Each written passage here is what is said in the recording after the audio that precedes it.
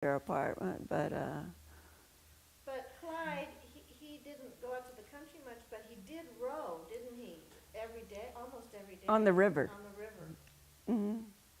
He had two flat-bottom boats at the country club. Here were all these kind of fancy boats that they had, and then his pier, his thing he paid rent for had these two flat-bottom boats. And he would row He always had somebody went with him.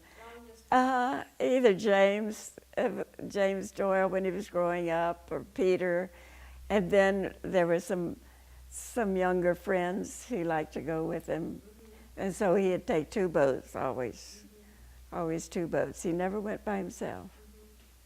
And he was also a strong swimmer. Oh yes, Because don't I remember a newspaper article about his swimming from Claflin to High Island. Yes, which was like how many miles? Well, 10 miles or Yeah, something. I thought it was 15 miles when he was 75 years old. Yes, yes. He swam a long way. He was a very strong Swimmer, yeah. And He row. loved to swim. Swim and row. And you know, when we were growing up, there were two parks in Beaumont, Pipkin Park and Magnolia Park.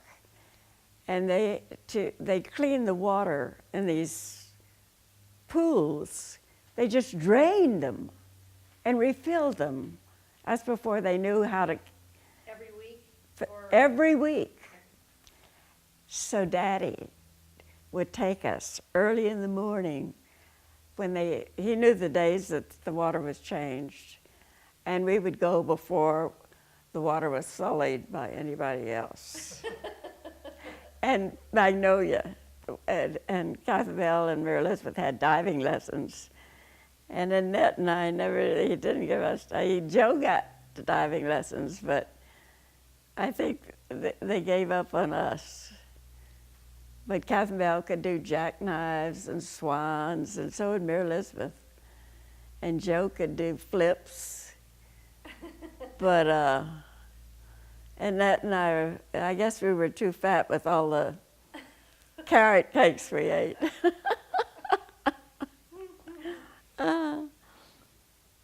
Anyway, that's the story of. The brothers and siblings, kind of a breakdown of the siblings. Oh, well, tell us about your sisters and brothers and Well, Catherine Bell was the boss.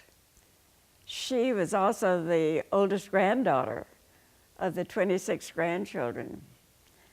And they were 2 years apart, and then came Mary Elizabeth, and 2 years later were Joe, and then 2 years later I came, and then 2 years later Annette. So, say when I was 6, Catherine Bell was getting up there, and she went away to school when she was 16 because we only had 11 grades of school. And I started when I was 5, and maybe she did too, I don't know. So she went to St. Mary's, and she met Jerry there. And Jerry Doyle. Who was editor of the Notre Dame, what did they call the newspaper? Juggler. They called it the Notre Dame Juggler. It's no longer in existence. But he did all the cartoons in it, and he was very funny, and extremely bright. And he moved to Beaumont, and when they were married, and they lived just a block, really just a block or two from our house. That rice miller, we owned this little cottage on the corner. Guess what? Catherine Bell still lives in that cottage. There's a picture of it on. yeah, she just sent a copy. And it's a great house inside, high ceilings and everything, the same old cottage. But Jerry ended up in Beaumont teaching Latin in the schools because they couldn't find a Latin teacher in Beaumont. So he taught in the Latin in the high schools in Beaumont.